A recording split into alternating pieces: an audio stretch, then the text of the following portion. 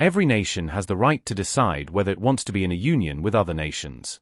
So Hungarians don't have to care what the other 26 member states say.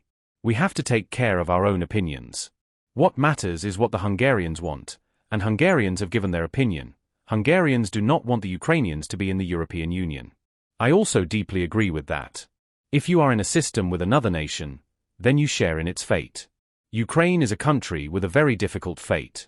Why should we share this difficult fate with them? We don't want a common fate with them. Their fate is that they live next to Russia and are constantly at war with the Russians. We can't change that, and it doesn't help if we take over everything they suffer from. We want to save Hungary from the fact that if Ukrainians join the Union, we will also be at war with the Russians. I say again, if you're in one system with another country, and it's attacked, you're going to have to give soldiers sooner or later, and we don't want that. We don't want our young people to die for Ukraine. I propose to conclude a strategic agreement with the Ukrainians to help them. We'd need an agreement between the European Union and the Ukrainians. Such an agreement exists with the Brits and with the Turks. It is not unprecedented. But let's not bring them into the EU.